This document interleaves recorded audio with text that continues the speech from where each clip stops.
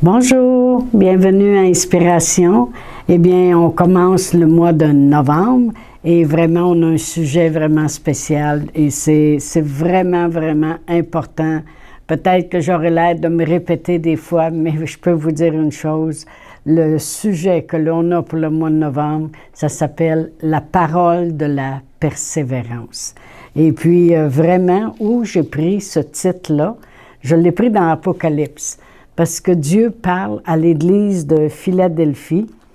Et je vais vraiment commencer à lire le verset, c'est Apocalypse 3:10, mais je vais commencer à lire au verset 8. Et ça dit ceci: « Je connais tes œuvres.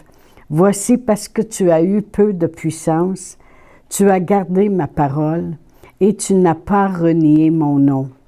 J'ai mis devant toi une porte ouverte que personne ne peut fermer.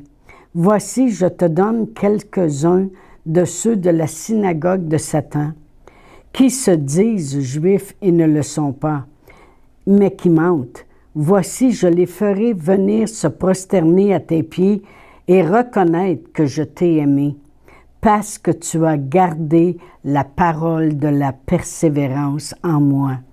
Je te garderai aussi à l'heure de la tentation qui va venir sur le monde entier pour éprouver les habitants de toute la terre. » Amen. Il dit, parce que tu as gardé la parole de la persévérance en moi. Vraiment, la parole de Dieu, c'est une parole de persévérance. Amen. C'est une parole qui produit en nous quelque chose qu'on est capable d'attendre. On est capable de continuer. On veut avancer. On veut aller plus loin. On désire quelque chose. Amen. Vous savez, dans Romains 15, versets 4 et 5, ça dit « Or, tout ce qui a été écrit d'avance, parlant de la parole de Dieu, l'a été pour notre instruction, afin que par la patience et la consolation que donnent les Écritures, nous possédions l'espérance que le Dieu de la persévérance et de la consolation vous donne d'avoir les mêmes sentiments les uns envers les autres selon Jésus-Christ. » Alors, la parole de Dieu dit elle-même que la parole qui a été écrite est pour notre instruction, afin que la patience puis la consolation que donnent ces Écritures-là, nous possédions l'espérance. Alors, on va souvent parler d'espérance, puis on va souvent parler de la persévérance, que le Dieu de la persévérance et la consolation vous donne d'avoir les mêmes sentiments les uns envers les autres en Jésus-Christ. Ce que je veux que l'on voit, c'est que la parole charnelle, la parole de la chair, notre chair à nous, la parole ordinaire, la parole charnelle qui sort de nous, c'est toujours avec une pression. Bon, ben là, en fin de semaine, il faut qu'on fasse ça. Ben là, il faudrait qu'on fasse ça tout de suite. Ah, il va falloir que j'aille faire mon épicerie. Il va falloir que je fasse ça. Ah, il va falloir à un moment donné qu'on fasse ci. C'est toujours une pression. Et on dirait qu'on veut obtenir par n'importe quel moyen. Ben là, j'ai pas le choix, là, puis là, je vais y aller comme ça, là, puis je vais faire... Vous savez, c'est toujours par n'importe quel moyen, bon ou pas bon, puis ça donne le résultat que ça doit donner. C'est toujours un résultat moindre, médiocre. Amen. C'est toujours, on semble toujours insatisfait. Ça, c'est la parole charnelle, la parole qu'on parle à tous les jours. Et la parole charnelle, on a un exemple de ça avec Abraham et Sarah, parce que eux, ils ont parlé charnellement à un moment donné. Sarah est arrivée avec Abraham, puis elle a dit, écoute, si je vais avoir un enfant, ben là, j'ai pas le choix, là. Fait que là, tu vas aller avec Agar et puis elle va me donner un fils. Et c'est tout. C'est comme ça que ça va fonctionner. Voyez-vous, la parole, lorsqu'elle vient charnellement dans nos vies, c'est nous qui trouvons les moyens, c'est de la pression et ça produit toujours moindre de qu'est-ce que ça devrait produire. Mais la parole de Dieu, la parole de l'Esprit, la parole de Dieu, elle va produire en nous une patience puis une persévérance. Complètement le contraire. Complètement le contraire. Elle va produire une patience. C'est pour ça qu'on a lu l'Écriture qui dit que la parole de Dieu, afin que la patience et la consolation que donnent les Écritures. Elle va toujours produire une patience, elle va toujours produire une consolation. Elle va toujours nous emmener aussi dans le plus, dans le meilleur, nous donner au-delà. On va toujours, en prenant la parole de Dieu, rester surpris de voir comment Dieu travaille grandiosement, puis comment c'est fait sans pression. Ça nous donne juste une persévérance à l'intérieur de nous, un goût de vouloir continuellement. Dans Romains 4, je vais tourner Romains 4, et puis je vais lire à partir du verset 17. Ça parle de Abraham, puis ça dit « Je t'ai établi père d'un grand nombre de nations. Il est notre père devant celui auquel il a cru, Dieu qui donne la vie aux morts, puis qui appelle les choses qui ne sont pas comme si elles étaient. Espérant contre toute espérance, il crut. » Voyez-vous, lui, la parole qu'il avait reçue de Dieu lui donnait tellement une persévérance à l'intérieur de lui qu'il a espéré malgré tout comment c'était désespéré devant lui. Contre toute espérance, il devint le père d'un grand nombre de nations selon ce qui lui a été dit, parce que les paroles qui lui avaient été dites a produit en lui cette persévérance. Telle sera ta postérité. Puis sans faiblir dans la foi, il ne considéra pas son corps déjà usé, puisqu'il avait près de 100 ans, et que Sarah n'était plus en état d'avoir des enfants. Il ne douta point par incrédulité. Ce que je veux qu'on voit, c'est que Dieu, il lui a donné infiniment au-delà. Parce qu'avec un fils, dans sa vieillesse, un fils de lui et de sa femme ensemble, bien, ça a produit une descendance. Une descendance qui fait que on est béni encore aujourd'hui parce que nous sommes devenus en Jésus-Christ la descendance d'Abraham. C'est au-delà de ce qu'il aurait pu espérer. Amen. Moi, je vais vous dire une petite histoire. Un jour, Satan, qui est le voleur de la persévérance, amen, un jour, il y avait des outils à vendre, puis ils les avaient mis en vente. Et puis, il y avait un acheteur qui est arrivé, puis il regardait les outils. Et puis là, les outils étaient tous installés avec un prix de vente. Puis là, il y avait la haine, puis la jalousie, l'envie, puis l'orgueil. Tous les outils, puis c'était des outils pour la destruction. Alors, il avait mis ces outils à vente, puis c'était tous des bons prix. Si vous voulez acheter de la haine, de la jalousie, voici le prix de vente. Puis plus loin, un petit peu à part, il y avait un vieil outil qui était bien magané, très usé à la corde. Et puis l'acheteur, il a regardé cet outil-là, puis il a dit, mon Dieu, celui-là, il est-tu à donner?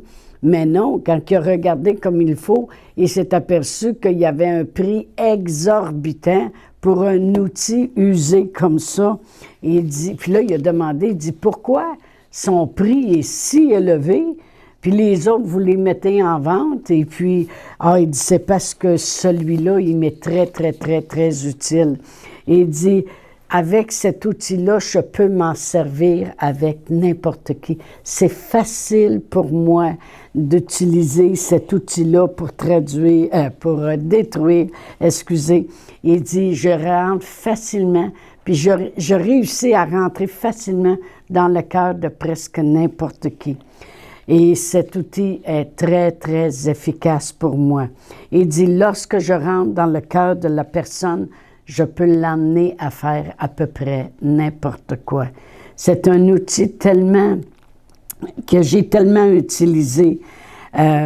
C'est un outil que je me sers continuellement. Même s'il est vieux, il n'a jamais réussi à le vendre, il était trop dispendieux. Amen. Pourquoi? Parce que c'était un outil qui s'appelait le désespoir, qui s'appelait un voleur de persévérance. C'est un outil de découragement. S'il réussit à nous décourager, s'il réussit, et dit ça, cet outil-là, je m'en sers continuellement. Si je peux emmener le découragement dans la vie de quelqu'un, à ce moment-là, je vole son espérance et il n'y a plus de persévérance pour réussir à faire quoi que ce soit. Alors, il ne s'est jamais vendu, il était trop dispendieux. Mais, qu'est-ce qui est merveilleux, c'est que Jésus a tout accompli pour que cet outil-là ne soit jamais utilisé dans nos vies. Et ça se trouve dans Hébreux 12, 3.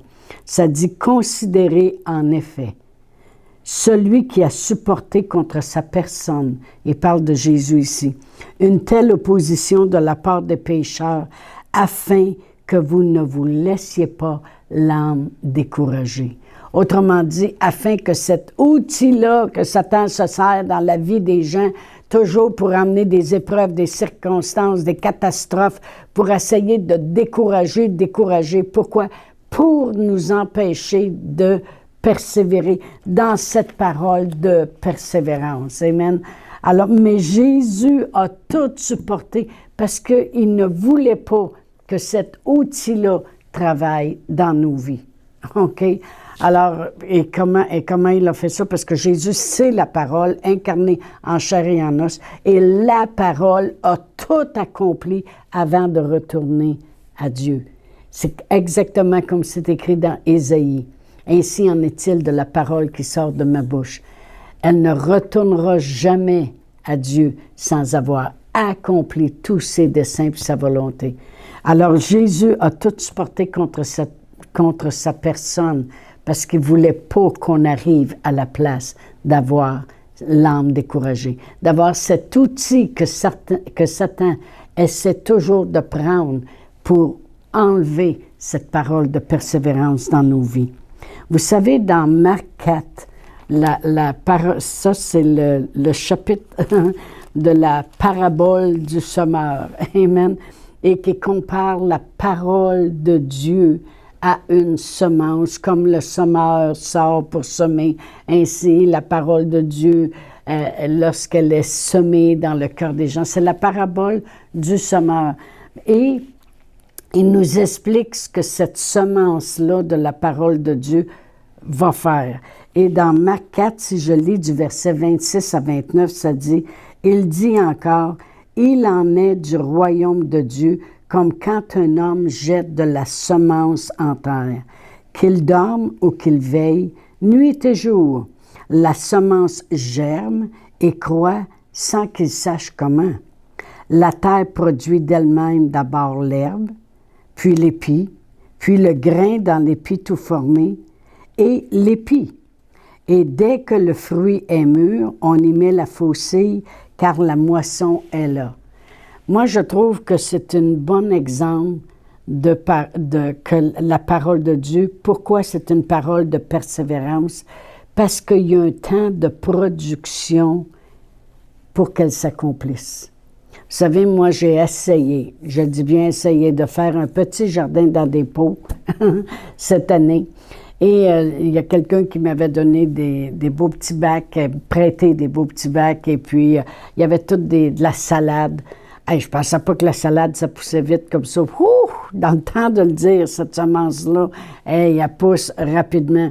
Tandis qu'il y avait les tomates, que là, il fallait couper des branches, puis il fallait empêcher que ça fasse juste monter en feuilles.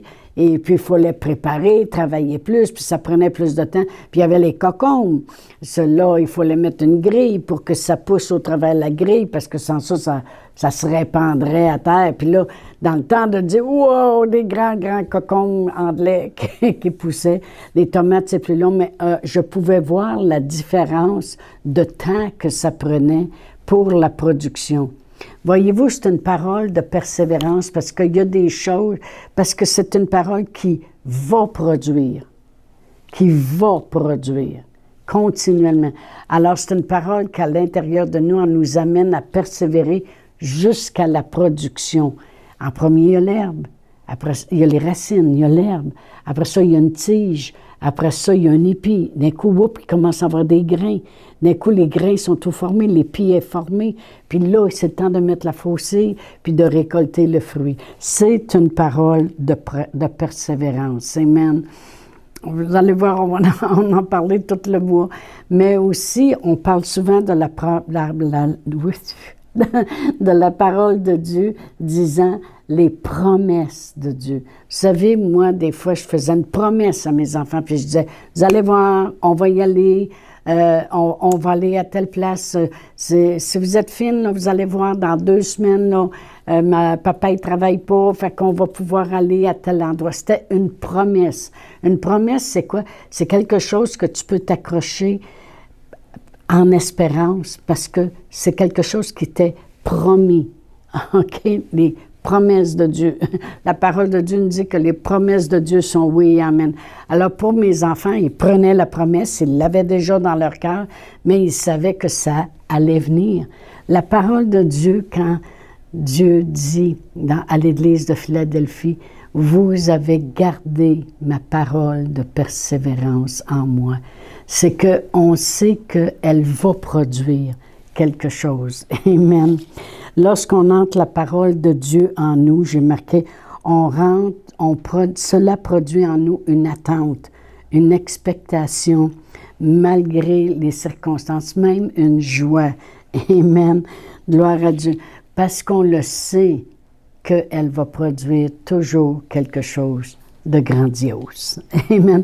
Alors, je vous laisse là-dessus et puis on va continuer la semaine prochaine sur cette belle parole de Dieu qui nous amène à persévérer. Alors, je vous dis à mercredi prochain. Chantal Paulus est avec vous tous les jours du lundi au vendredi sur Facebook et YouTube. Vous pouvez écrire à Chantal en privé sur Messenger. Si vous avez manqué une capsule, retrouvez-la sur la section vidéo de Facebook ou sur YouTube si vous désirez faire un don par Interac. Voici l'adresse courriel capsule.inspiration au pluriel @gmail.com. Le mot de passe est inspiration au pluriel. Vous pouvez aussi faire un don par www.eslr.org/dons. Veuillez indiquer en mémo Capsule Inspiration.